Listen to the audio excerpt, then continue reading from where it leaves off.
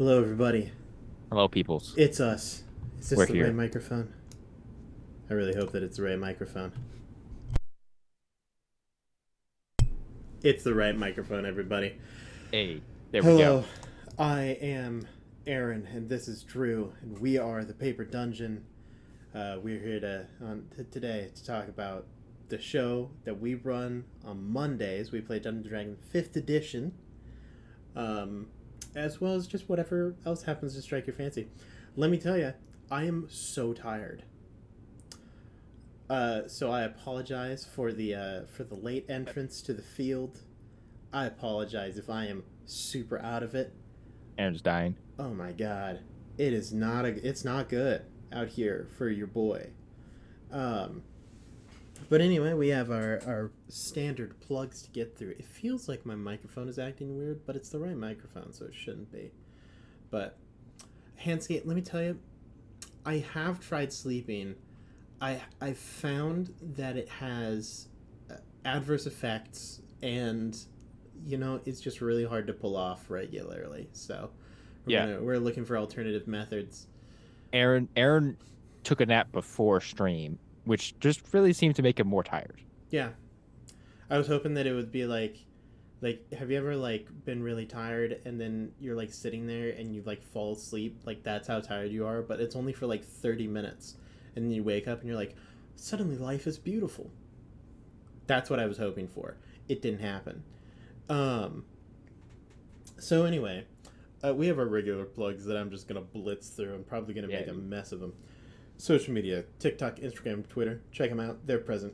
They're not changing a whole lot. I'm working on it. Discord. You should check out the Discord. It's filled with a bunch of cool people. Most of you are probably already on it, and if you aren't, I don't know what you're doing. It's really cool. Cool people are there. Talk about Dungeons and Dragons. Talk about the Paper Dungeon with other people that talk about the same things as you. Discord is great. Uh, we have a website, www.thepaperdungeon.com. On that website, we have a merch store where you can buy merch. That's what a merch store is for.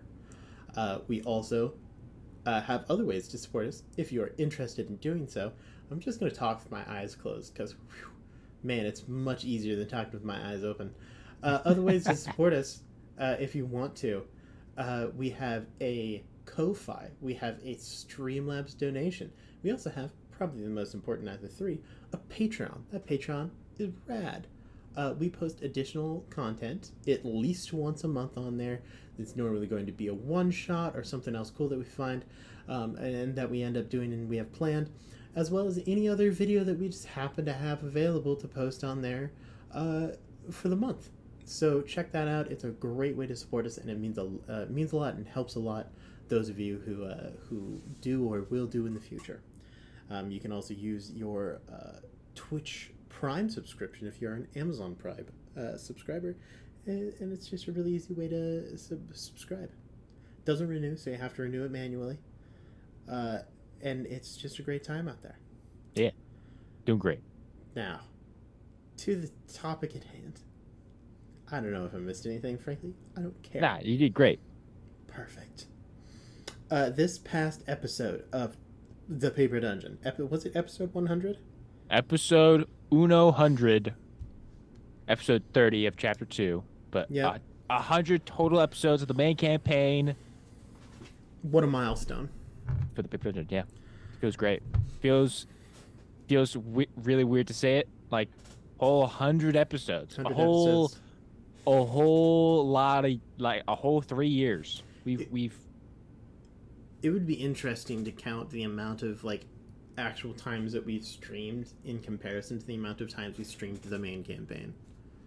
okay. I mean, just doing some quick math here, right? Yeah, 1 + 1 make 2. Because we've had 100 episodes of the main campaign. Mm-hmm. However, we've had roughly, I'd say, probably 15-ish one shots. I'd say somewhere around there, probably over the course of 3 years. Something Between, between one shots that you've run, including some of the early days of table scraps where we had a little Mhm. mini campaign thing going on there, Plus, then of course we have 3 seasons of Between the Rows that have Yeah. happened. Each of those being, I mean, if you include those alone are like 15 total episodes or something like that. Mm-hmm. Because, well, I think I can't remember, because each of those are 6 episodes, right, or 5? So it differs Well, depending on the I guess season. it differs, but I think it's been 5 the past 2 seasons. I think the first one was like 6 episodes. I think. Mm-hmm. It's Um, something like that. I think this last one might have also been 6. I don't remember. yeah. But yeah, and then counting all the like But just then streaming, like chatting with table scraps. Yeah. We put out a lot of content out there. Yeah, we've many an hours of content. Yeah. In completely other news, just to add to the Aaron's discontent level, I also have a canker sore, like right at the bottom of my lip. Oh geez, that's horrible. Yeah, it's really annoying because no matter what I do, it's going to be moving. So talking hurts. Man, what a day. Yeah. If but you like get some salt water, yeah, that helps. I mean, it hurts, but it like helps get rid of it a little quicker, I hear. yeah. Anyway, episode 30. Yeah, episode 30. Episode Chapter 30, 2 kind of of the episode main 100. A lot of stuff happened. A lot A of lot cool of stuff stuff. did We yeah. did things. Yes, 100%. Let me see if I can remember what they are. So, right now, our main goal is to blow up and act like we don't know nobody. But in actuality, 247 available videos, 100 in the main campaign. Means we've done 147 Handskate, other things. Handskate, is that looking on the YouTube right now? Now, YouTube's a liar because it doesn't have all of our.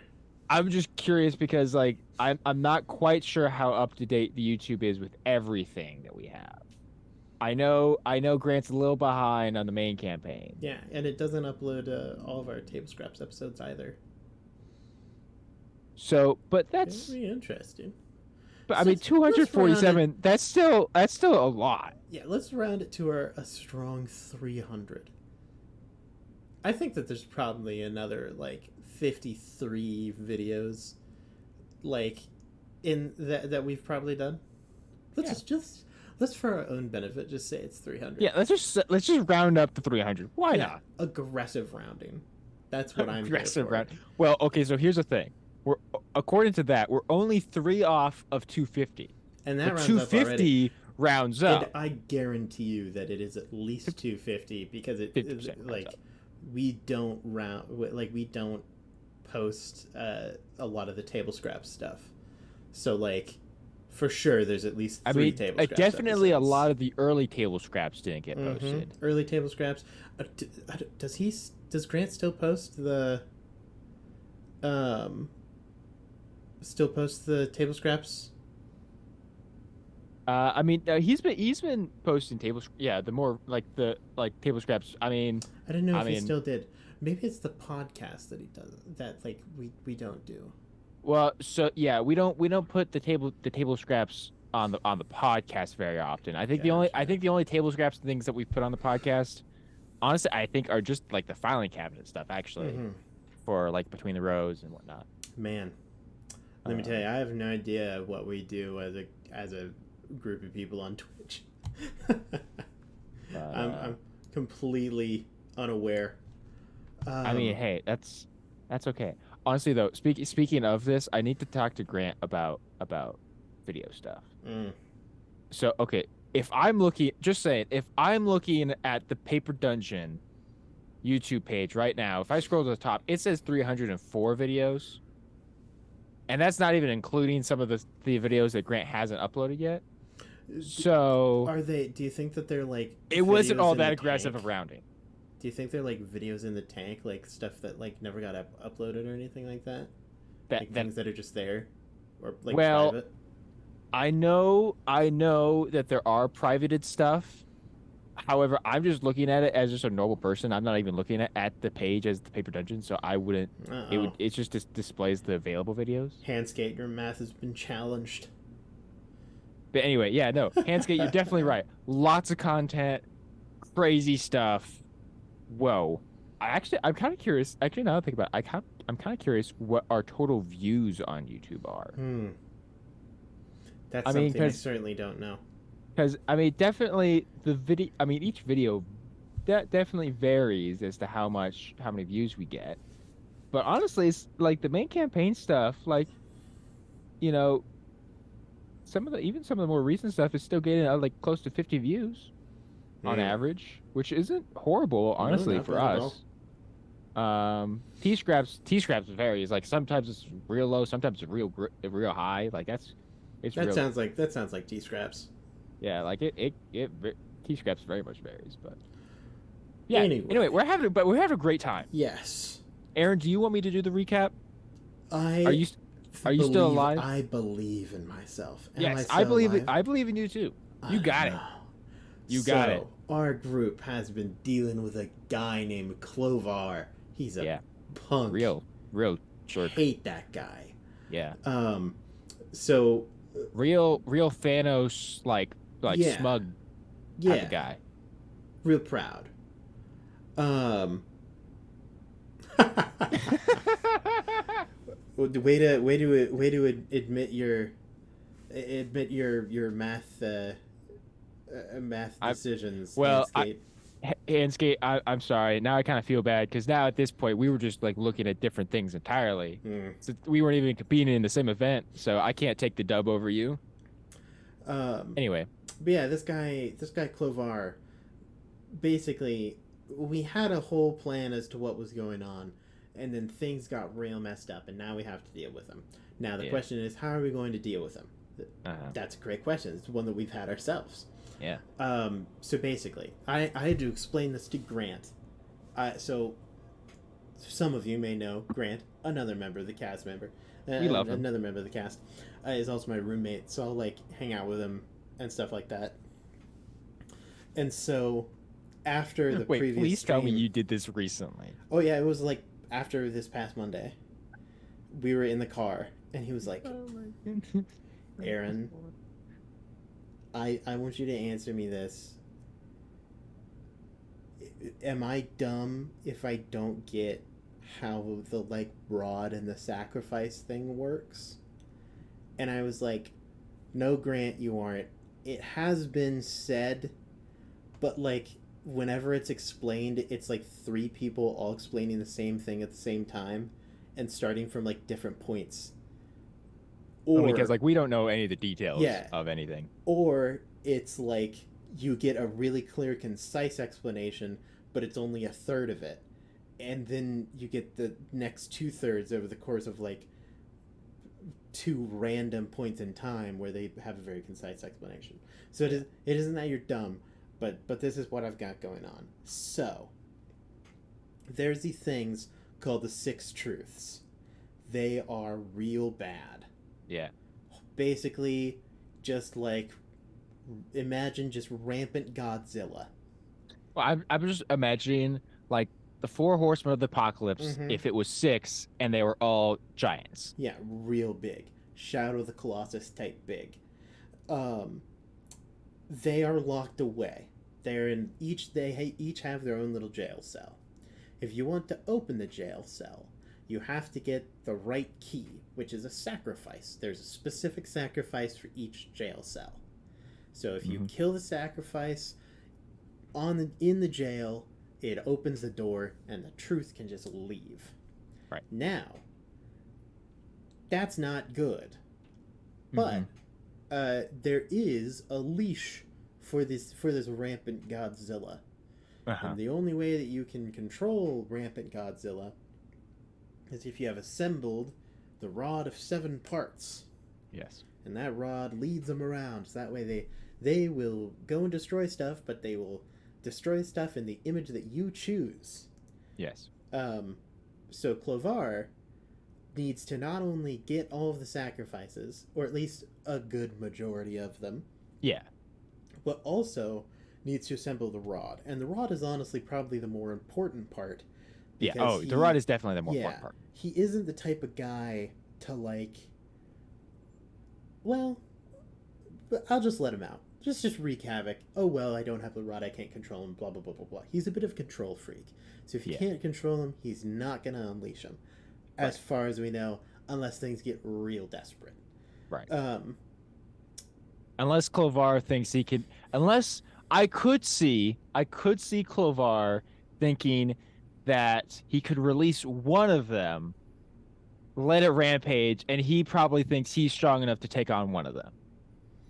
That's fair. To be Now, fair. Is he strong enough to take on one of them? Probably not, to be honest, but he probably thinks he is. I believe in Clovar. I'm just saying, I'm with him on this one. Well, see, okay, here's the thing, though.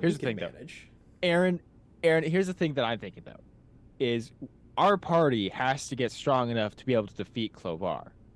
I don't think our party is ever going to get to a point that we're strong enough to defeat one of the 6 truths. See, that's the difference between, like, and to be fair, I think that DJ thinks the same thing that you think, which means that you're correct. Which is just a difference in our ideology when it comes to Dungeons and Dragons. Because my belief is that there is nothing too strong. Anything can and should be defeatable. And I will live by that belief. See, and I agree, Aaron, and I agree. Technically speaking, it should be possible. But again, knowing my brother, that is not going to be possible for this campaign. It absolutely won't be. Which, not to say there's anything wrong with that. That's just how it is. And it's just that's just also how I play my characters. Like I like to play characters. Aaron loves the idea of I will smite God. That just disregard the idea of power level difference. I think that's super entertaining. It's my favorite way to play any character that I play, and it is like a core concept for most of the people that I will choose.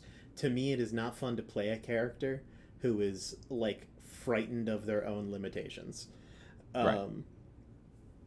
And so my characters just kind of believe that they don't really have those. Yeah, he's just apathy is living proof of that. Yeah, absolutely, 100%.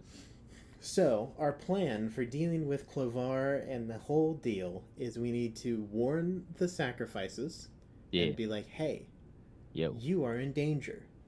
Defend yourself. Stuff real bad. Don't let him get you." And then we just need to keep the rods on the run long enough for us to slowly whittle away at the support structure that surrounds Clovar until then we are strong enough to deal with him ourselves. Right. Which is what brings us together today. Gathered here today. Yes. One of our party member companion people who is also sometimes a player character in the form of Leshka, also played by Drew, is one of the people guarding the rod. Yes, a piece of the rod. One of the pieces of the rod that we know of, and we were like, "Hey, take it, go on the run, don't let him catch you. Meet up with Lotta and just skedaddle." Yeah. And he was like, "Okay." Also, just say so real quick. I just want to pause and just think about this for a second. Poor Leshka, my guy. Like, dude has been through the ringer. Like, even just from a like, if this guy was just totally just like an NPC, wasn't like you know, a second character for myself. Oh my, this poor guy. Like, literally. We first met the dude way back in the day, owing Lotta a favor when we were all just a bunch of screw-ups, right? Dude literally gets yeeted, like actually dies again, canonically for the second time. Just so dead. And then years later, his best friend Blix goes missing, never to be heard from again by him. Mm-hmm. Because she's dead. Spoiler. Also, he's asked by a pseudo friend, Cather, "Hey, help me look into the anathema," which then gets him involved in guarding a piece of the rod by himself for like a whole 2 months while being hunted. And then after that, be like, "Hey, Now that you've been guarding the rod for the past 2 months, I want you to take the rod and go on the run. Oh, so by the way, your home, the Scholar's Guide, where all of the rest of your colleagues and friends are, can't be trusted. Good luck. Yep. Just like Sounds this, about right. this poor guy has been Look, through the ringer. you give straight up. God gives his greatest burdens to his strongest soldiers. That's right. 100%. we're packing those, Dude, just on I back. I think it would actually be sick though. I mean, I'd be really sad, but it would be also kind of hilarious if we make it to the end of the campaign and Leshka's the only one left. I hope that somehow in the process of Leshka like protecting the rod and running all this time, he just gets like kind of fed up and ends up with the full rod of 7 parts. That would be a power move. And then he just disappears. And we're like, oh, is he evil? Like, well, yeah. What's happening here? This is what Leshka's gonna do. We're gonna after this next episode, we defeat the dragons. Leshka's gonna leave. He's gonna collect all the parts of the rod, even the ones that Clovar already has somehow. Mm-hmm. And then he's just gonna go into the Underdark and just never be seen Never again. found again. And we're like, what happened to him?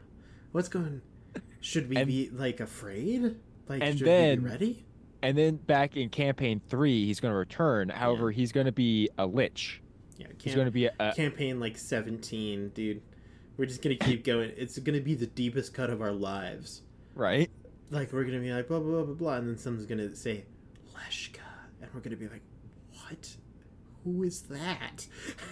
Like that's how long it's gonna be, right? And then we're gonna have to deep dive into the videos, and we're like, God, that was like before our 100th episode, wasn't it? Who's this guy again? But it is rough. So yeah. Anyway, we had Leshka on the run, and he was being chased by dragons. Yeah, but dragons by 4 dragons. Yes, 4 dragons, friends of Clovar, and we're like, we don't like people who like Clovar, so let's go mess them up. We can take on 4 dragons. I full believe we can take on 4 honestly dragons. Okay, quick aside, at this point I would not be surprised if Tivut happens to be late to the fray, purely because of how quickly we took out Rysir. Yeah, I think that so on that topic. But yeah, we're getting ahead of ourselves. When we meet up with Leshka, because I don't want to skip over this because it was super fun, super cool. It was really cool, very well done. Leshka is a little bit off the deep end, just off the rails. Yeah. Crawling around like some kind of Sauronified, like I don't know. Dude, it was weird. Leshka, between being chased and running for his life for the past like 4 months, looked into the void and something looked back at him and he was not okay. And then he just started wrestling it. Yeah. Like he straight up jumped whole body in. Yeah. And so, Abinthy was like, don't worry guys. I know this. I deal with this stuff all the time. Edward, let's rock. This will be a good learning opportunity. And I talked a bit with Grant on this as well. This might be my favorite Edward experience in this episode. I think that this is the biggest. Edward does a lot of like character growth, but it is very nuanced, right? Like you very rarely see him do something that is like, oh, growth. Right. It's very like, oh, I noticed how he reacted to this very specific thing because it happened to be the 3rd change of the moon. Like very nuanced. The stars were aligned in this exact way. He used an apostrophe rather than a semicolon. Like, very, very, like, small. But this episode, Grant put in some work as Edward.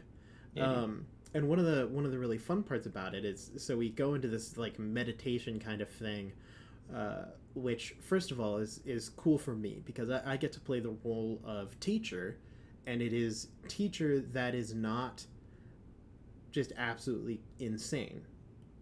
Like Abinthy felt very like a competent person who actually knew what was going on and knew how to solve it. Which is rare for Abinthy. Most of the time when Abinthy tries to teach things, it does not go well. Yeah. And this episode also explained why it is so difficult for Abinthy to teach things, where like things just start to get real trippy real quick. We enter into the meditation thing, and Edward's hitting it off with the meditation, and then we like, it's one of those things where like, you know, the meme where it's like the kid is getting held up by like a parent in the water, and then another kid is like drowning over on the background, and then there's just a skeleton at the bottom of the pool. That's where it is, where like Abinthy is like the kid being held up, where it's like years of experience and knowing how to do this, and then like you have Edward like flailing like I'm technically not dead, and then we just all turn and look at the skeleton that is Leshka. Yep. Because he's sitting there like 100%. She's like screaming voices are like emanating off of him, and then we get catapulted into your mind escape. Yeah, which was rad.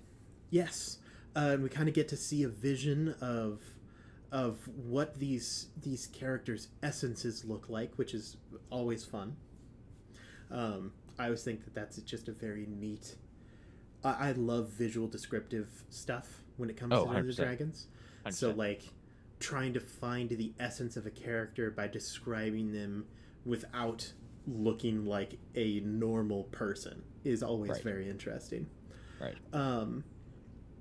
And we managed to snap Leshka out of it. You turn your magic into a form that is more easily handleable for you, in the form of a tome, and then we managed to get out of your mindscape.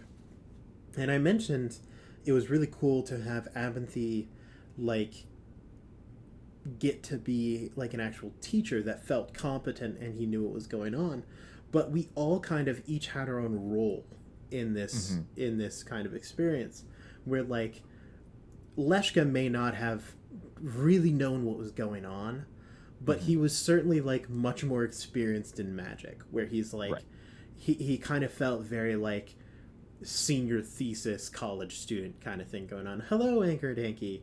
We are just in the midst of talking about the Leshka Mindscape sequence from the previous episode. So welcome into the chat. But like clearly he like knows what's going on. I like to imagine a comparison of the difference of like somebody who learns a skill through school versus one who just does it on his own and just teaches himself, basically. Absolutely. And then those two minds combining together and be like, so this is what and so like Leshka is like, so like I kind of like, based on my experience, I know how this like some of these rules of magic, and Abby's like, okay, well, like you like here's you have the framework, here's like the rest of the building, you know? Yeah, it's like you're like, okay, I know because I've seen it, that like when you push a small thing off of a ledge, like if you push an ant off of like a tall building, it'll fall to the ground and probably just be fine. But if you push a person off of a building, then that'll hurt him real bad. Yeah. And then Abinthy goes, you're absolutely correct. That's called this. Yes. Like this is the name for that. It's like the law of squares, something like that. I don't remember that. Like force increases exponentially by like mass or something like that. I mean, it's not force is equal to mass times acceleration. There's a whole different thing. Right. No. You know what I'm talking about. You know the thing. I just can't remember the name of it. But yeah, like that was very cool. And then Edward felt very much like a student, like a like someone who is an apprentice, where it's like, Yeah. all right, I'm gonna go deal with this problem. You witness what I'm doing, and then learn those things and apply them yourself. Right. Like, let's like watch what is going on. This is going to be a good experience for you. And then he does. After we kind of get out of the whole mindscape thing, he goes and his statement, like he puts it very clearly, where he's like, all this time, Edward has like talked to Cather, and mentioned that he like compares magic to music in that music has rules that it has to follow, Right. and magic also kind of has those rules, and so if I can follow the rules of the magic, I can get it to do what I want. Mm-hmm. But this time he plays music that is not like a song that you've heard before. It doesn't have those rules. Right. Which is, once again, as I said, the clearest Edward has changed in a defined and set manner, like experience that I have had from Edward, and I just thought it was very cool. He then proceeded to use illusion magic in the way it was intended, not in combat. In a clutch way. That's the biggest Grant character growth I've seen. Like Edward and Grant leaps and bounds this past episode. If only we could get him to take notes. Oh my goodness! Hey, one step at a time, buddy. He has to own a notebook first. But yeah, like Grant and this, it was strange because I don't think that this was like a Grant or Edward episode, but he kind of like robbed the show. Like he like. This was very much like a Leshka stuff, and I just keep going back to like, man, Edward really did some rad things this past episode. Well, I think what it is really is like, because the stuff that happened with Leshka was really cool and interesting to see, and was a great insight into Leshka and his thinking and what's going on with him and his magic and how he interacts with magic, right? Like I kind of teased at it, like with Leshka, in my mind, like he doesn't like see the weave like Abinthy does. He doesn't hear it like Edward does, and like even and in this episode, like Abinthy mentions, like Talanoshta can feel the weave. It's not even quite that for Leshka in my mind. It's like it's almost just like he can just kind of sense it, you know, like in like a psychic way. Yeah, it's that sixth sense, the same thing that tells you like, oh, I'm being watched, or right, yeah, there's someone else in the room. He doesn't have any like very unique direct connection to it like Abinthy or Edward has, which I think is very interesting. But I think the reason why the Edward stuff is more significant is because it's more unexpected. Yeah. And as much as we all love Leshka, at the end of the day, Leshka basically is just an NPC. Yeah. You know, he just happens to be my NPC. He's your backup. You know, so it's like it's honestly, so kudos to you for also managing to like play Leshka that way and be okay with playing Leshka that way. Yeah. Like very well done. But then I love seeing the Edward stuff, especially like with the music. Like in my head, like this description wasn't necessarily given, but like even in my head, just like when Edward was playing, I just kept imagining like almost like these, like as he would be playing, like the wind would be flowing, like and like almost like these, like pure energy and like magic, you know, spirits or whatever would be around Edward, kind of flowing with the song with him, which I think is really, you know, really, I think that's really cool. So, and Grant also mentioned this to me, which brings me to a very interesting question that I'll have for you afterwards. I managed to convince a little while ago Grant to read the King Killer Chronicles because they are fantastic books.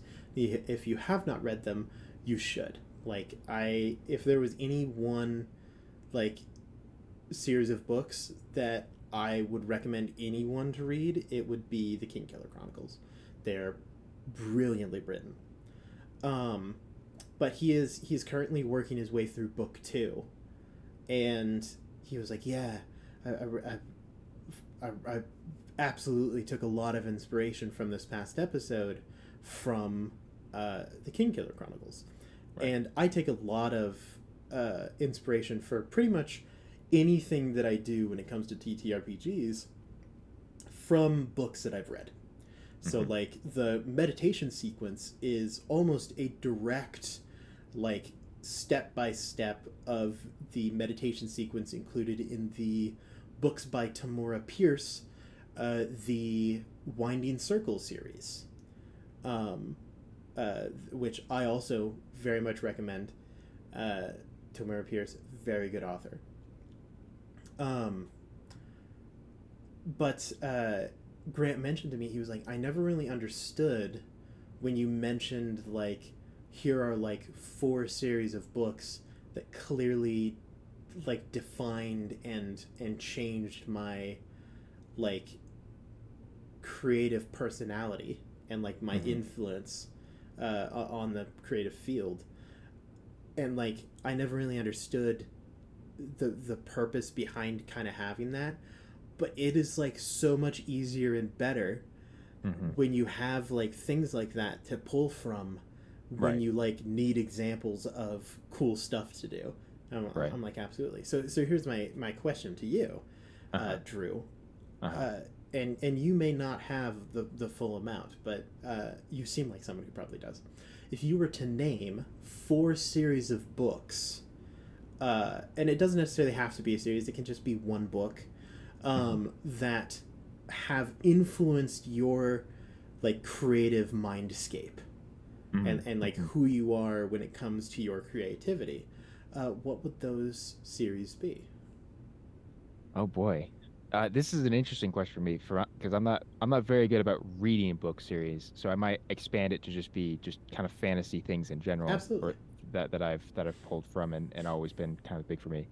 I mean, like the first, like, really good fantasy series, that I've read was, like the Percy Jackson series and the Heroes of Olympus series. Like, I love both of those books, and a lot of the storytelling with that, and those books, I would say, like, have really helped ground me in, like, the style of storytelling that I really really enjoy when it comes to that more fantasy aspect, and even thinking about just, like, what goes on for a character, like, internally thinking, like, and like what he's experiencing, like, in a fight or in a conversation, and the Yeah. kind of, like, things that are involved in just being interacting with that world. um I mean, definitely, like, I love a lot of the lore and storytelling with Tolkien, with the Lord of the Rings. I mean, Deej and I both grew up with Lord of the Rings, and it is still to this day continues to be one of my favorites, absolute favorite series. Um, um, and then this is a little more out there, and this is a little more directly involved with Cather specifically. When kind of thinking about his character and his story is more directly a reference to the book of Exodus from the Bible. Oh. Um, specific because very specifically, when I started to develop Cather, based because at first, like, DJ and I were kind of trying to develop Cather, and I'm like, okay, I don't know what I want to do. And actually to add to that, um, the other big inspiration for me with Cather actually was looking at Critical Role, and more specifically, at first, actually, I wanted, if anyone's familiar with Campaign 2 and Talison's character Caduceus, he is a grave cleric. Yes. I wanted, basically, my initial thought was, what is a grave cleric but a paladin? And so then, and that, turned into the um Paladin of Fate.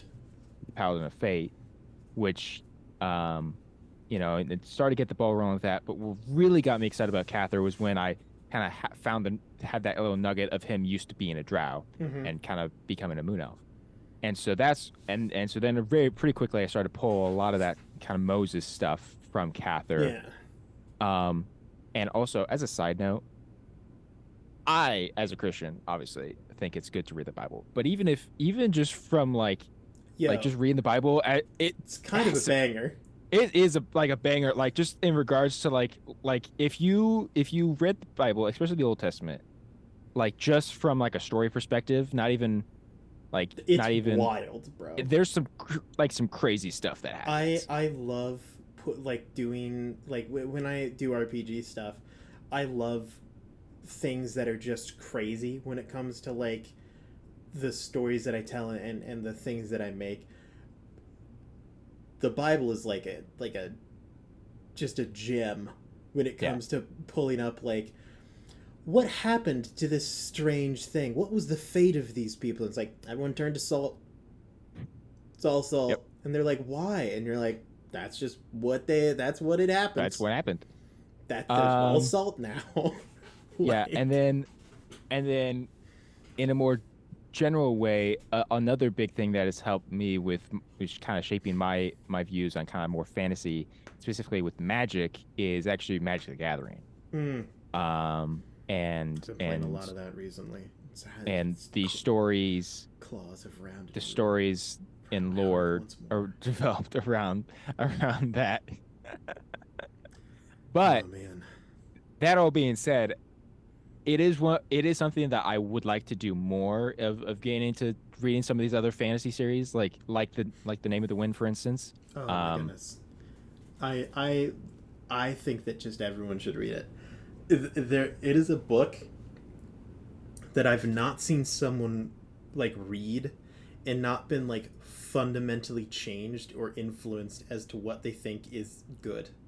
mhm, Like mhm. it's so funny. I had a friend in high school who that was when I started reading the book, and he was reading his own series and he was like, "Man, it's really good. I really love this author." Blah blah blah blah blah. And so we kind of decided to trade. He was like, "All right, I'll read your series and you read mine, and then we'll talk about it." And we came back like a week later and I was like, I'll be honest, it was a struggle for me to read this because my expectations are so high now for what like good writing is that like a lot of this just felt very clumsy. And he was like, I think a week ago I would have been like upset at that. But I started reading your books and I was like, what am I even talking about? like the way that Pat Rothfuss writes. Oh my god! Like there are so many. I've read the Name of the Wind and Wise Man Fear maybe 5 times each by now, and Wow. every single time I read it, I find something that I didn't notice, and sometimes it's a story beat connection that I didn't notice, but more often than not, it's in the actual like physical letters on the page. Like Mhm. at one point in time, the main character meets basically the D&D equivalent of an arcfey. Okay. Um, Yeah. Yeah. and it was my fourth read through before I noticed when she is speaking, when it is her dialogue, there are no capital letters. Oh, interesting. Yeah, he doesn't capitalize when it's her dialogue. Like it was on the second read through that I realized everything that they say is in rhyming couplets. So like they will talk like the main character to the Archfey and back is Uh-huh. entirely in rhyme sequence. Wow. Like Yeah. and it flows so easily that you don't even notice it. Right. And so it is just stuff like that where it's like, oh shoot, they like don't capitalize that letter, or oh that person uses apostrophes to show this. Like just just actual construction of the words. Him writing in accent is the craziest thing because you read it and you like hear it exactly the way that it's intended to be read, and Mm-hmm. it is the most brilliant writing I have read in a book. Yeah. Like it's mind blowing. Yeah. I recommend it to everyone. You should check him out. real quick, while we have a pause here, I'm going to Yes. backtrack a little bit. Anchored Anki asked a little bit ago if Leshka Ah, has yes. any backstory that has been revealed. Um, so funnily enough, Anchored, no, And it'll because stay that way. well, so here's the funny thing about it when it comes to Leshka. Okay, this is the most amount of like literally like up until I read that question, I had not put 1 second of thought into Leshka's backstory. Full honesty, not a single thought about it. Head Because and here's empty. why. Here's why. Leshka, when he was developed, was supposed to be a character we saw for 5 to 7 episodes total, and then we Mm-hmm. never see him ever again. And it just keeps showing up. And the whole context for him showing up in the first place was, hey, uh, Cather and Melora just got captured, and Havel just died because we were fighting the first big boss. Well, first kind of the first big boss of the campaign, Prosius. Um, and myself and Hannah needed 2 interim characters to play while the rest of the party tried to recover and recoup. And so it's like DJ literally came to us like, "Hey, like, you know, whatever, what do you want to play? What do you got? Like, we could workshop a little bit." And I just thought to myself, "Ooh, you know what I really love? I really love spellcasters. And my favorite archetype of spellcaster is a mind spellcaster. Something that has the psychic stuff. So I'm like, I'm going to play an aberrant mind sorcerer. And you know what? We're just going to say that he knows Lotta and that he owes Lotta a favor, and that's why they're there to help out the party because Lotta wants, them to help out the party. And shoot, we'll even make it better. We'll say he's from the Scholar's Guide because that's a place that we want to go and that has information and would make sense as to like why Leshka is like out in the world traveling and like collecting artifacts and knows magic stuff. That's all the thought I ever put into it. And Like that's literally, and it's like that's all he ever needed. he's a dragonborn from the Scholar's Guide. His best friend was Blix, and they you know were having a grand old time doing all sorts of stuff. And that's literally all that I ever put The into it. perfect backstory. Honestly, I think that if more people stuck to backstories like that, characters would on average be better. But I do think now, with you bringing it up, it is like part of the reason that it's so easy for me to just be willing to like just pick up Leshka or drop him off again is because like again he very much has the same feeling as an NPC, of like this I mean obviously at this point, right, like we might see a lot more of him depending on what the party chooses to do after this next episode and depending on how things go, but it's one of those things of like um he's meant to just be a friend of the party and not a member of the party. Yeah. Like, And when if I were to develop if I were to develop him more, then maybe I'd become more attached to him. And I mean I am pretty attached to Leshka. He's a lot of fun to play, like I said. But it is one of those things like, I don't it just doesn't feel necessary. Leshka is like big Luigi vibes. Where like Leshka is like when you plug in the second controller and they're like, well, I guess we'll just have a reskinned player one. We're Yep. not going to And give we'll him just any lore. He's just yep. there. Well, he's just Mario's brother. Yep, that's the one. That's the input that you need. Until you find out that Luigi has a mansion that's Yeah, well, haunted. yeah, but you see, eventually, just like Leshka, they were like, crap, people love player two, and they like the tall, weird one. We should give him a game. um, yes. Yeah. Also, just as a quick aside, if I were to name 4 series that were like creatively game changing for Aaron, it would be the Edge Chronicles, the Winding Circle series by Tamora Pierce, um, the King Killer Chronicles. Honestly, that one probably should be first, but since I picked it up later than the other two, it gets sent to third. And then probably the Shannara series, maybe the original trilogy by Terry Brooks. I mentioned it on a previous episode and couldn't Yes, remember you the did. author. Yes, It's Terry Brooks. because you hate like Netflix or whatever for making a terrible Yes, and adaptation. it's the most. Oh God, it hurts me. I'm not going to talk about it again. I refuse. But I remember I was like, I really wanted to say Tamora Pierce, but I eventually made it to Terry Brooks because Tamora Pierce wrote a different series of books that I love. The Winding Circle series is great because it is clearly meant for children. Like, oh yeah, you're talking about this. It's like a scholastic series like of books. Let me tell you, if you want recommendations, Anki, I've got you. Yeah, Aaron's got you covered. But there are like 8 core books, and then there's an additional 3 after those 8 first books, clearly intended for kids. They are not long. They literally, the books have Scholastic printed on the bottom. And they are some of the most intense, like, I don't know how this possibly was intended for kids book I have ever seen. In one of them, you straight up just, like, watch as a small child dies of the plague, like, for, like, 6 chapters. You're just watching this, like, child suffer, and, like, in, like, vivid description, and you're like, oh my god, what, how is this okay? Oh. Like, what? They're awesome. I multiple times while reading them, I think, man, I'm so glad that I read these as a kid, but I cannot ever imagine telling like someone else's kid to read them. Like, super influential to me. Very good books. It's like when you watch a movie that back in the day was rated like PG. Or even PG-13, and like you watch it nowadays, and you're like, this is definitely like at least rated PG-13, if not R.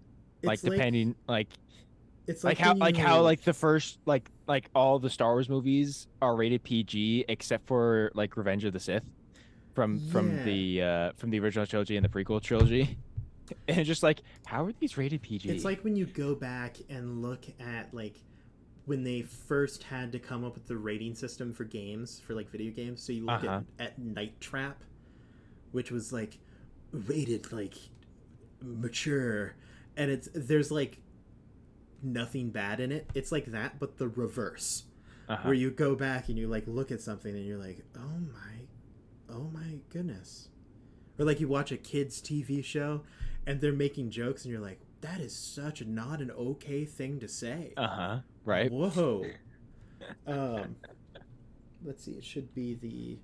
I'm gonna type it out in the chat for you, Anki. Yeah. Yeah. I'm excited for this next episode. Some cool stuff happened when the fighting began. And we could talk about that briefly. I'm more interested in how the rest of the fight's gonna go.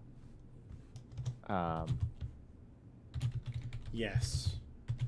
I have plans. I will. Yeah. I'm gonna hold here a minute. Let Aaron kind of do his thing.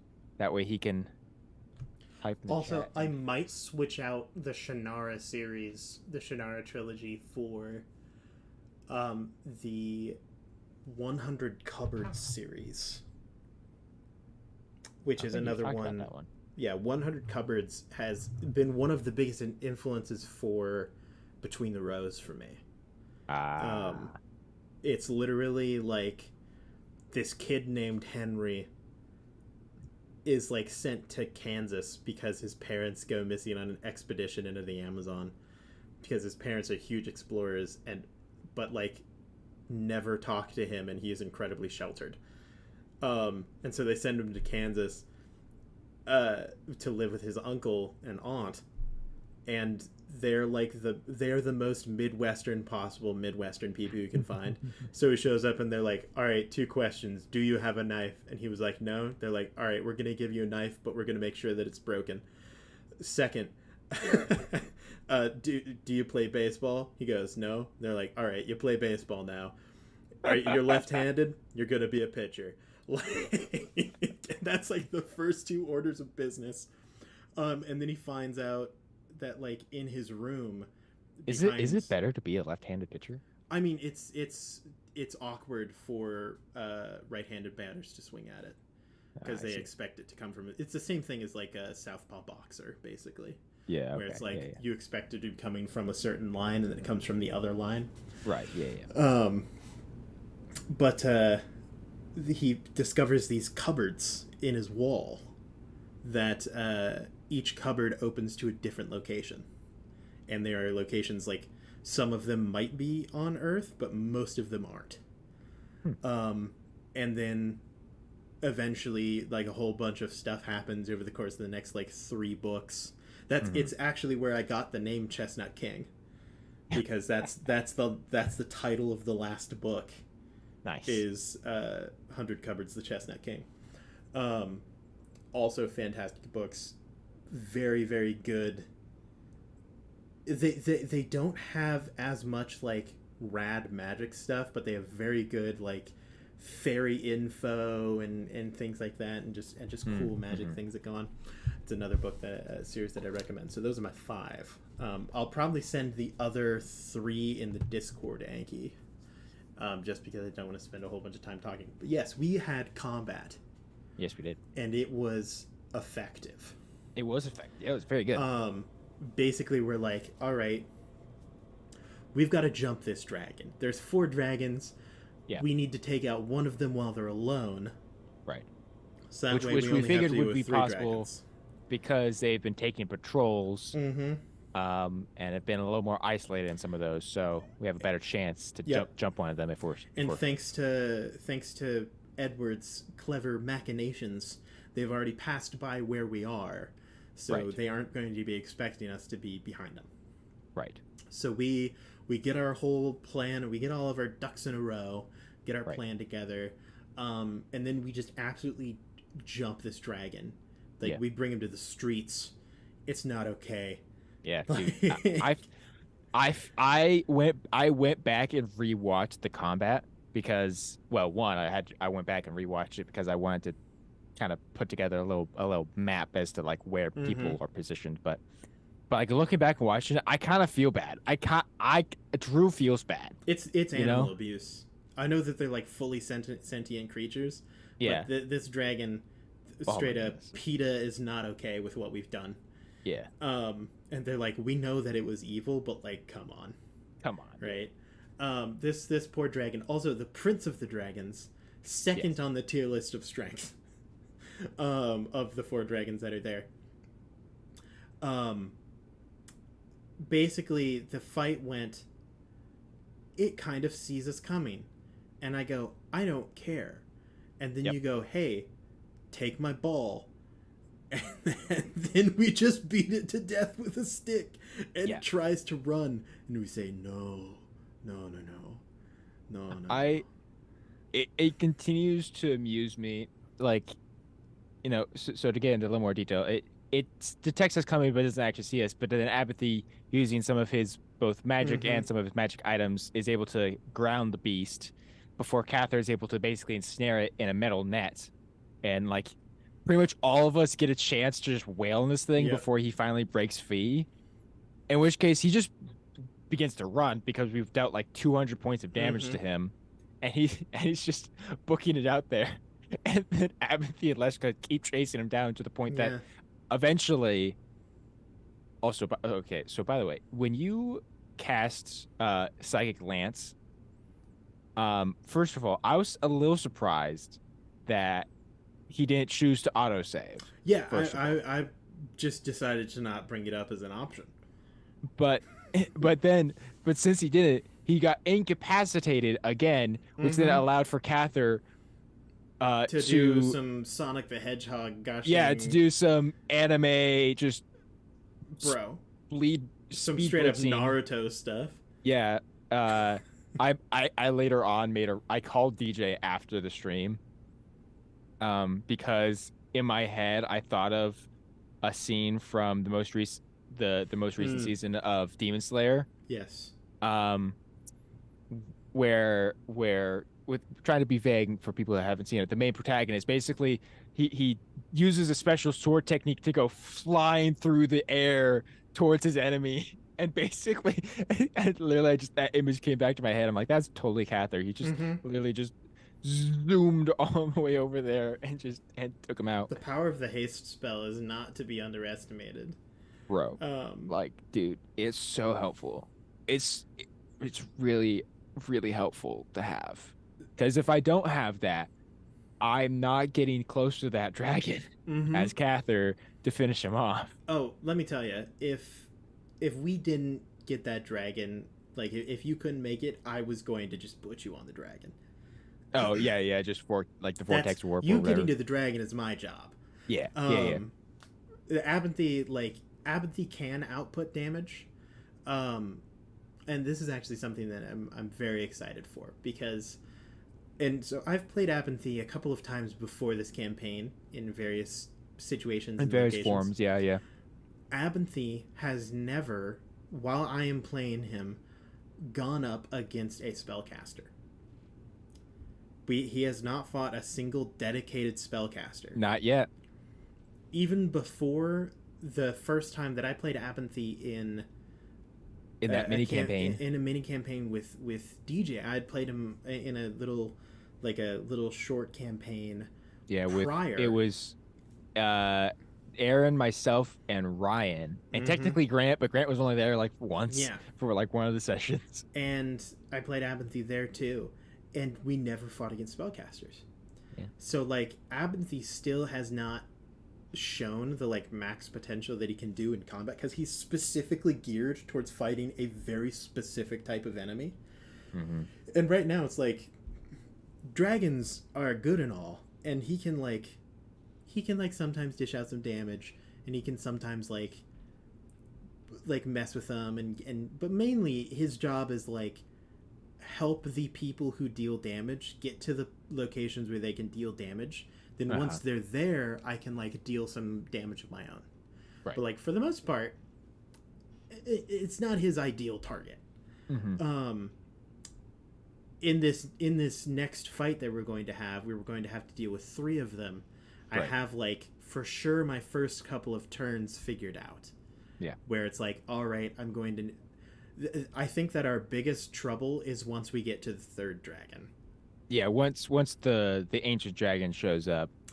Ancient dragon's going to be a problem. It's going to be real tricky. We're just going to hope that Grandma Teva, because like up.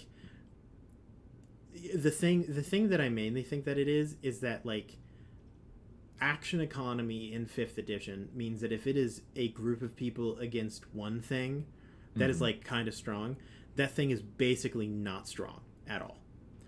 If it is a group of people against literally just adding a second thing that is at somewhere near the same strength, it becomes exponentially more difficult. Yeah. Like it like multiplies the gosh dang difficulty rating by 2 instead of just adding those numbers together. Yeah.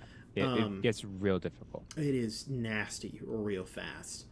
And so what we're going to have to do is we're going to have to eliminate a dragon and basically a round as best we can. Which actually, surprisingly, we did eliminate Rysir in 2 rounds. And actually, no, we eliminated Rysir in a round and a half. Mm-hmm. Because I don't think basically Cather was the first person to hit him, and then Cather finished him off. Yep. So the start of the 2nd round, pretty much. So we came pretty close, more or less. Yeah. Abinthy is just going to get the green dragon in a bad spot. But then when we do that, like if we do manage to murk him in like a round, killing the next dragon is going to be so hard. Yeah. Because at that point in time, I have like one more thing that I can do to get people down. And then it's just going to be like after I'm going to tell you right now, I'm using my 9th level spell off the bat. I've already used my. Well, I was going to say, in my head, I was picturing you're probably going to cast Time Stop. Depending on how that goes, you might be able to set up like one extra thing, but then you're probably going to have to ground something and then put a force cage around it. Yeah, well, I mean, they're too big for force cage. Well, how big can force cage I'm pretty sure that force cage. because two of the dragons are only huge. They aren't gargantuan. How big is huge? Huge is technically, according to the book, it's 15 by 15. All right, so I can probably make a cage. And then gargantuan is 20 by 20 or larger. So I can make a cage that is 20 feet on a side. Okay. So theoretically, I can put one of them in a cage. Yeah. So that would. Yeah. I could make it a box if it fit in a 10 by 10.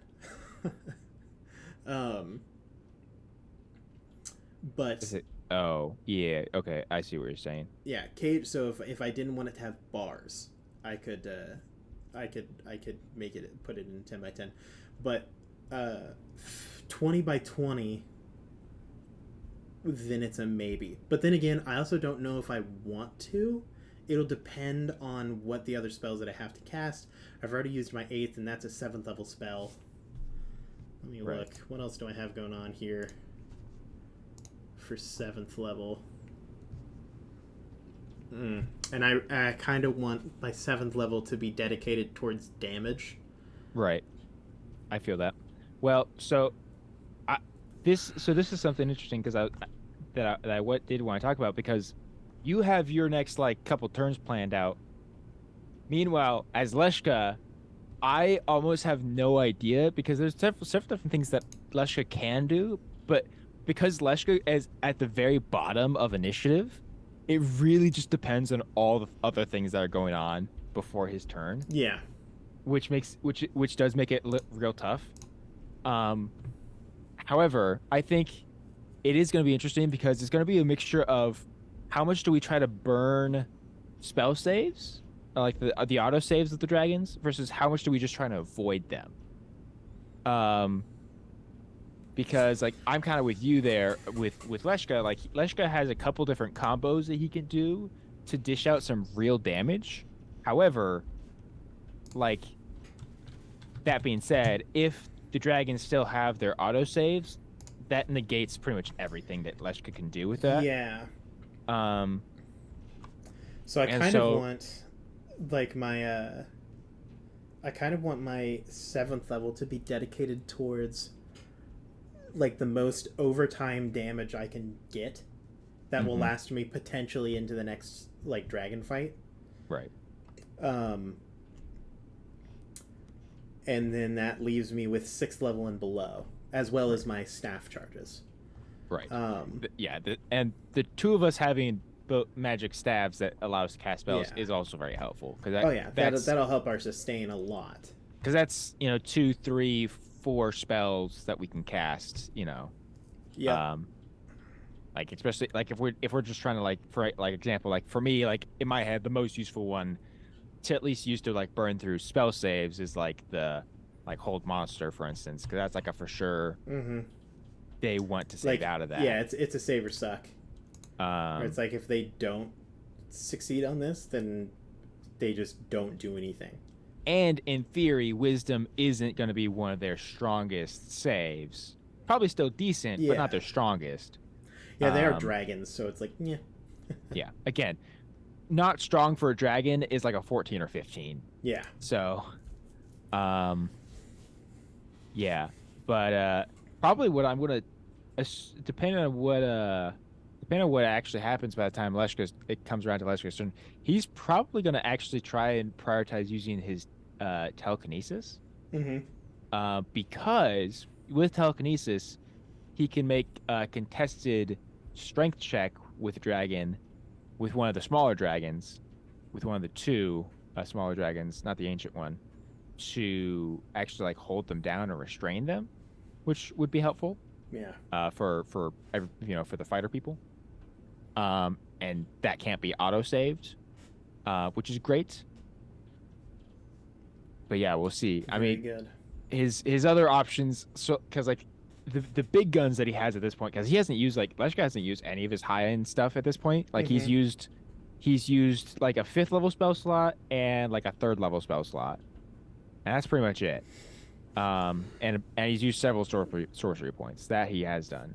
But like his big stuff would be like throwing in like a disintegrate. But the thing is, like that can like if you Yeah. save on disintegrate, that's 0 damage. So it's Yep. like that's really something that he wants to use after the saves are all used up. Yeah. And then he has like his other big stuff is like a couple ways to like stun creatures, but again, like because like one spell that does have his Leshka's 8th level spell, which honestly for me for a long time was I kind of slept on it until I saw it in action. But Power Word Stun Stun is is just good. no joke because it's literally there isn't a save, at least not right away. Mm-hmm. So you for sure get one round where they're stunned and they Yeah. just can't do anything about it as long as they're beneath 150 HP. Yep. And with Leshka, one thing that is a possibility because he also has one of his meta magic's twin spell, where he could, in theory, assuming he has the sorcery points to do it, he could actually power word stun 2 things at the same time, Yep. which would be huge. The hard part is trying to figure out when they're below 150 HP. Right. Because in my head, the green dragon and the red dragon, because those are the 2 adult dragons, in theory have like, based off of how quickly we took out Ryseer and how much health he had, each one has probably at least like 300 hit points. Probably something like that. So he would for sure have to wait until probably at least 175 to 200 damage is dealt just to be safe. Yeah. Which would be and if you're gonna double tricky. cast it, well, to be fair, I quick pulled up. I just searched up D&D Adult Dragon, Mm-hmm. and it looks like they have somewhere around 200. Mm-hmm. So like, assuming if like obviously, like most of the time, I'll increase the HP of my monsters quite a bit. Right. Because like 200 is not that much health. Yeah, especially in the late game. Once you hit level 10, people are doing like 50 damage a hit. Yeah. 200 is like, oh, 4 hits, neat. Yeah. And even if because even if they aren't doing like 50 damage a hit, if they're doing 50 damage a turn, and you got a party of 4 people, that's 1 round. Yep. So here's my big struggle. Mm-hmm. Is it's what I want to do versus what I probably should do in the next combat. Is obviously I do time stop things. Obviously I'm going to cause one to fall to the ground. Right. Now what I want to do is to have a delayed blast fireball directly below where the dragon is. That way when it falls, it explodes. But what I probably should do is just cast a spell that lets me, as a bonus action, deal 4d12 damage with a ranged attack. 7 times. Which is a lot more damage over time than a delayed blast fireball. Yeah. At most, I'm hitting like 15d6.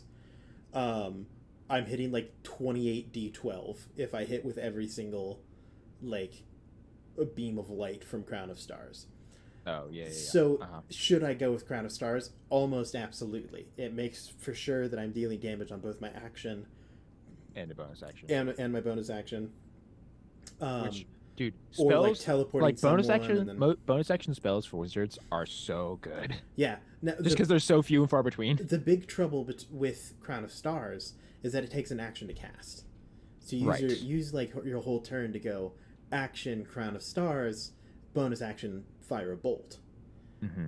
But if you're in time stop, right, it makes that you a lot don't easier. care, right? Because you're like, oh yeah, I have a free round,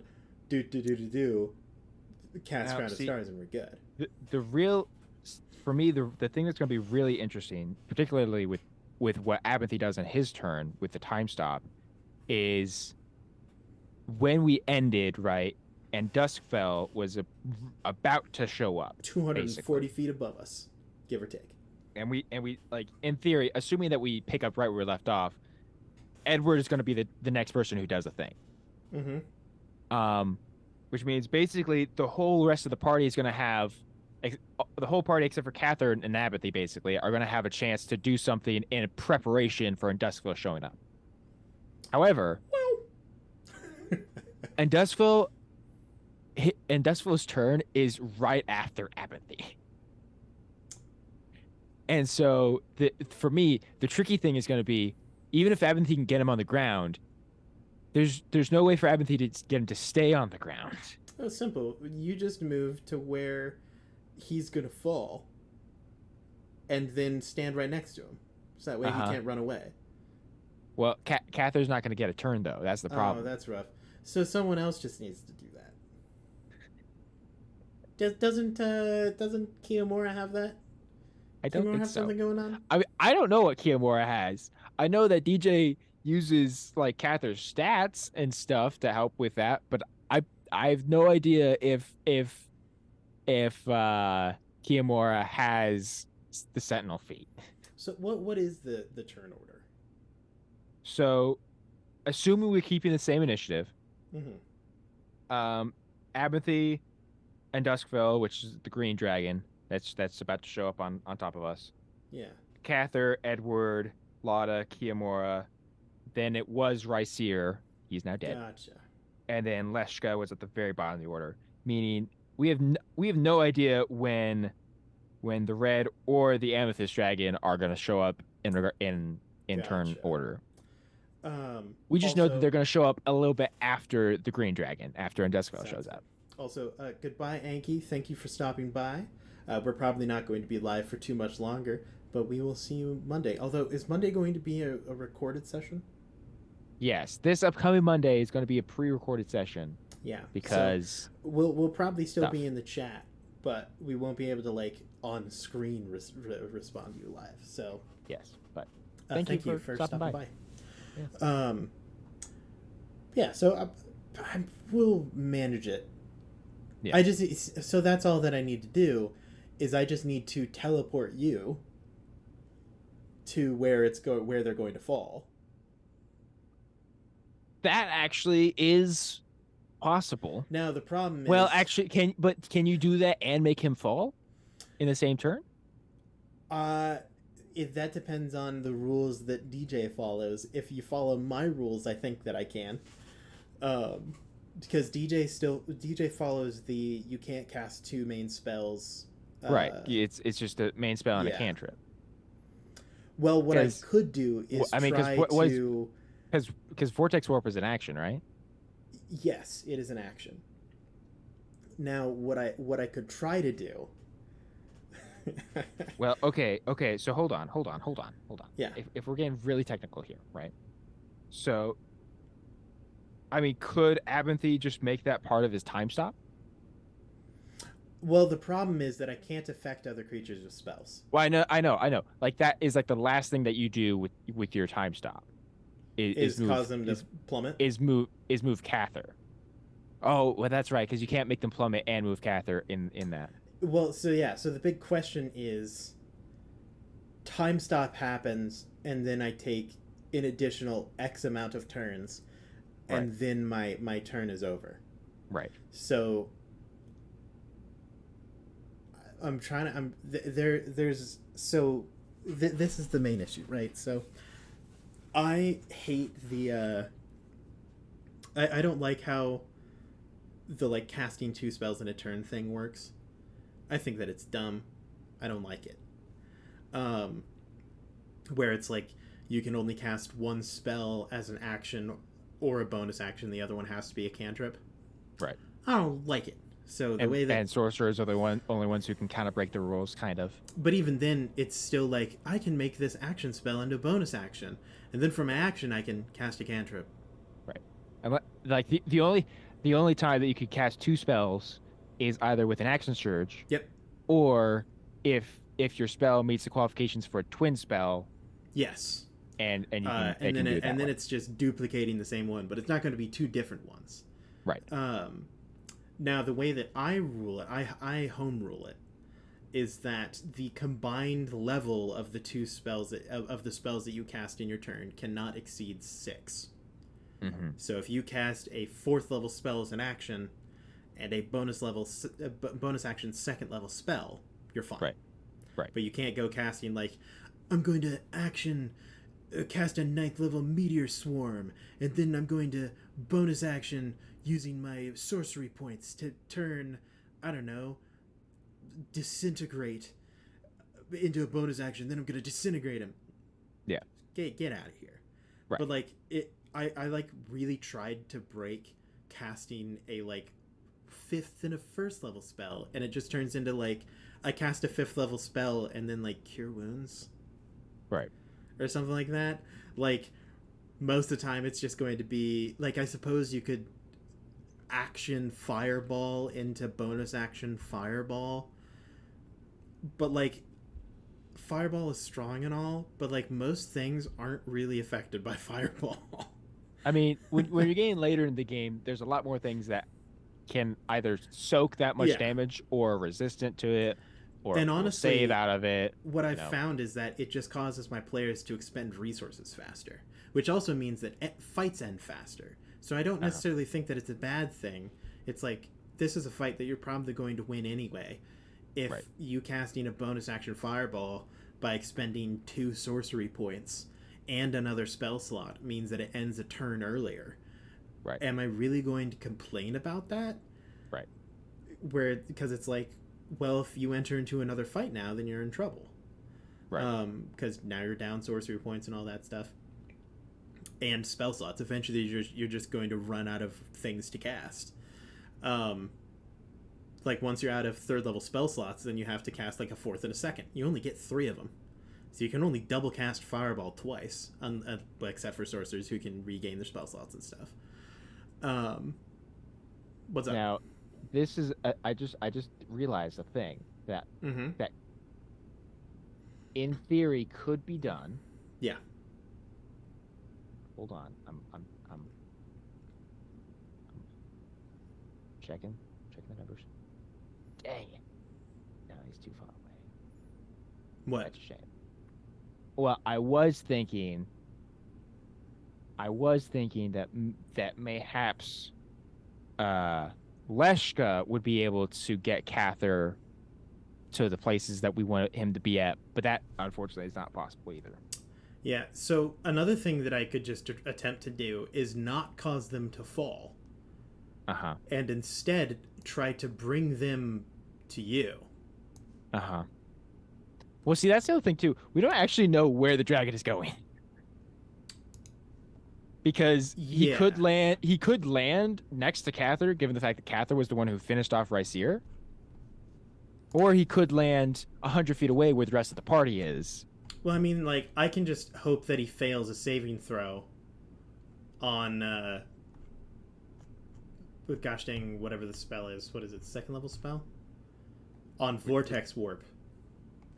Oh, right. If Dustfell, if he fails. Yeah, if I cast it at 3rd level and then do some fancy things, I theoretically, but then again, it is a Constitution saving throw, which is like their jam. They're dragons, like they're very good at that. Yeah. So it's hard. Maybe I'll have to figure it out. I think at minimum, just causing it to fall 240 feet. Yeah, I mean, just causing it to fall 240 feet would be effective. Is probably our best course of action because of gravity damage. Not to mention, I can do that and then hit it with an additional 4d12 as a bonus action. Right. On top of the 3d4 plus 3 and an additional 2d6. So I think that damage wise, that's probably just going to be what our best bet is. Mm-hmm. But yeah, it's interesting. But I mentioned earlier that he's that Abinthy is created for fighting mages. I am not 100% sure.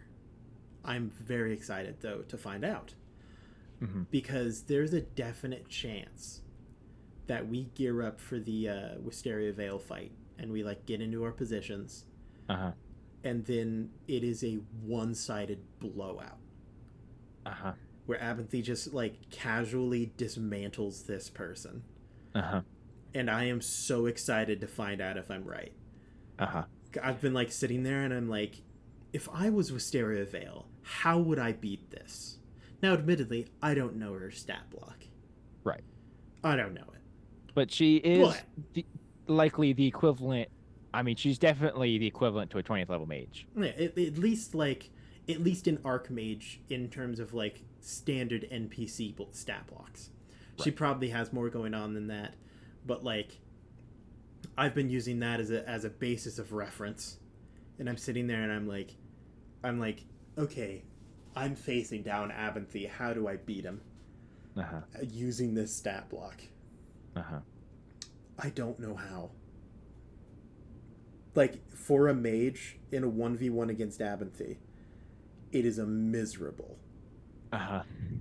He has a lot of anti-mage stuff. Oh my god. He's like, I'm very excited. I hope that it works, because that's like what he's intended to do. And so I really hope that it functions correctly. But whew, that's like, it's like kind of grody. Right. Man, that fight's gonna be something. Ooh. I hope that you guys fight Zood's Thrim, and it's this like pitched battle of mages and everything, and then you like show up to hell, and I'm like, "What's up, guys? Defeated Wisteria. I've been here for like 20 minutes." Yeah, it's super easy. Like, what are we gonna do? I do think with the Zood's Wisteria fight, I do think it would actually be kind of sick if the party was split up half and half, and it was like Leshka and Abinthy and his girlfriend. Yeah. Not his girlfriend. Well, actually, I mean, maybe his girlfriend. It's it's up in the air.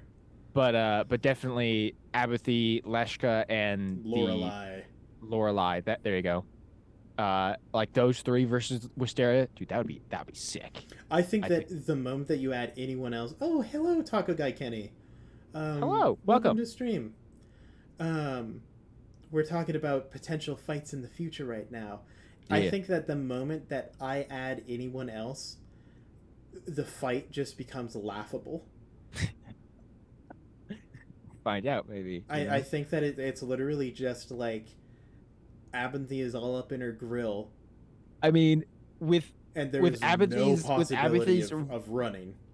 The only thing that would, I think, make the fight tricky for Abinthy is if Wisteria goes first and also has something like a time stop that she uses to. I'm going to tell you right now, spells. It does not matter. For very specific reasons. Is that because of War Mage reasons? And so it's actually because of a thing that I discounted very early on. And I've actually used it, and I mentioned, well, this spell kind of sucks. And you have access to it too, as well as Leshka.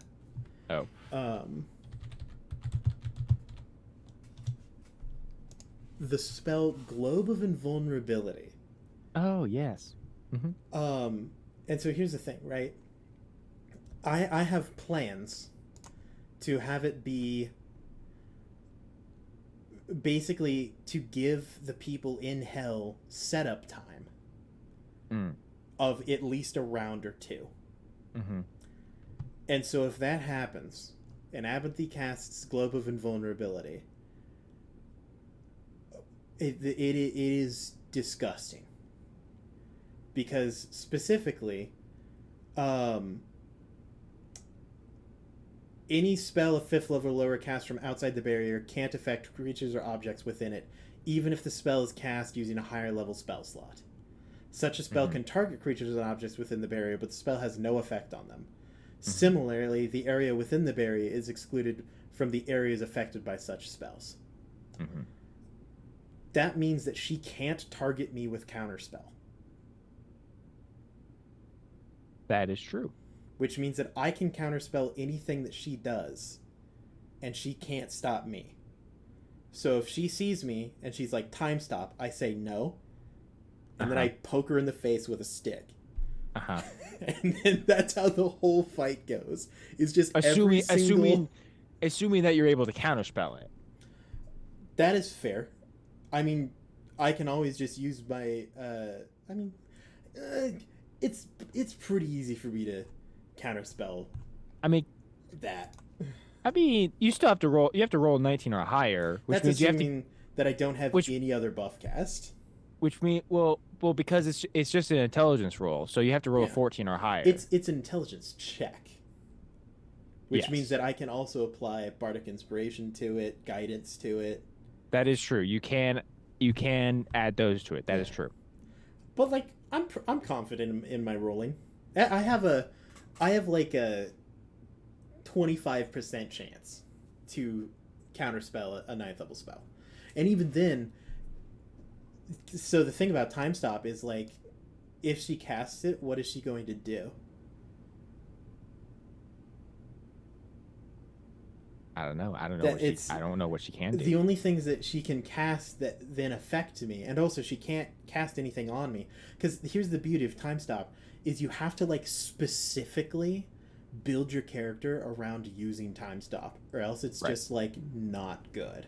Right. Because otherwise the only thing I mean she could put certain buffs on herself. But... Yeah, she could buff herself and stuff, but any spell that she casts on herself, she can only have one concentration, and the more spells that she has on herself, the more things that I have to dispel magic. And the more things that I dispel magic, the more damage I can do when I hit her with an attack. Because I'm a war mage, so I'm focused on getting rid of magics and casting counter spells. So if she buffs herself a lot, then I'm just living the dream. Right. Then you just dispel magic and poke with the stake. Yeah. If she like tries to cast anything on me, it has to be a 6th level spell or higher, and then that will enter time stop. And I am also very confident in my ability to succeed on like concentration checks and stuff like that. I'm like, it's just rough. It's rough for spellcasters against Abinthy. I mean, and Aaron, if you really wanted to flex on her, you could upcast Globe of Invulnerability. Yes. Yeah. Actually, no, I can't because I use the staff for it. So the staff guarantees it's specifically at the like 5th level version. Is that what it is? 6th level version. 6th level version. But like, dog, like if this is my dream, Abinthy becomes like Batman, where if he's given prep time, he can kill anything. He can kill anything. Where he's like, here's your mistake. Here's your mistake, Wisteria Vale. You gave me 30 seconds. Shouldn't have did that. Big blowout. Big summer blowout out here tonight. Yoo-hoo, big summer blowout. Yeah, it's so entertaining. Because I think it'll turn into a lot of like, I'm going to try to cast a spell. Okay, I'm going to counterspell it. I'm going to poke her. I'm going to use a cantrip. Literally, like, every 3rd level spell and higher is just counterspell. And then he's like, okay, I'm going to run away. Also, at 18th level, which I assume that the fight will happen sometime around 18th level. Well, I assume we're going to level up after this. If we don't level up after killing 4 dragons... We're going to riot. I've got questions. At 18th level, I can have Misty Step be a cantrip. Oh yeah, because you get because you get the 1st and 2nd level spells as I'm not sure which one of the 1st level spells I'm going to choose. It's either going to be shield or whatever the elemental one is. Whatever that's what is that spell? Absorb elements. Yeah, there you go. Absorb elements. I think protection. It's energy, one of the two. But I think it's probably going to be absorb elements because I already have a reaction that adds to my AC. And I get to deal damage if I use it. So I probably want to use that more than I want to use shield anyway. But then, so it's like, if she does get a spell through, and it's like, oh no, I wasn't able to counterspell your Cone of Cold. Then it's like, whatever. Succeed on the save, hit you in the face. Actually, if she casts Cone of Cold, I don't even think that I try to counterspell it. I think I just absorb elements and tank the damage. So then my next stab... I mean, especially if you save, then you take quarter damage. Which not only have a really high like bonus to all of my saves, like my saving throws are bonkers. I can, as a reaction, give it +5. So if I fail the save, it's probably better for me to, well, is it better for me to succeed on the save or to just cast Absorb Elements? Because they do the same thing, but Absorb Elements lets me deal extra damage on my next attack. Well, the thing is, with Absorb Elements, you can get the save and get Absorb Elements and take even less damage. But like, if I fail a save, it's probably still better for me to just cast Absorb Elements. Oh yeah. Oh yeah. Because then it's like I succeeded on the save and my next attack deals extra damage. Yeah. So it's like, oh no, a Cone of Cold is coming at me. Try to succeed on the save, which I have advantage on because I have a Robe of the Archmage. And so if I then somehow manage to fail it with my additional +2 to saving throws, my Staff of Power, then I'm just like, I don't know, Absorb Elements, poke her in the face. Like, it's miserable. Half the spells I don't have to counterspell. And then the ones that I do counterspell, it's just like, well, now I don't get to do anything because I cast my spell on my turn. Guess I'll hope that it was a bonus action spell so I can still cast a cantrip.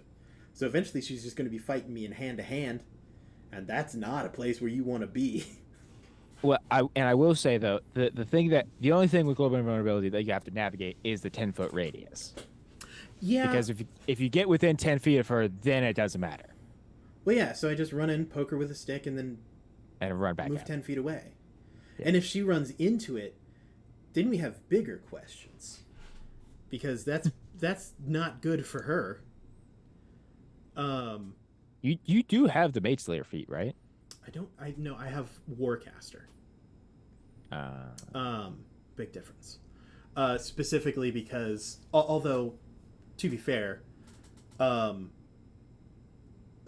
can just kind of run and poke her with a stick and then move like 10 feet back. And it's like, okay, if she makes an opportunity attack against me, she's a mage. Mm-hmm. So she like bonks me for a d6 of damage with a stick. Mm-hmm. Unless she's able to cast a spell with an opportunity attack. And then I counterspell it.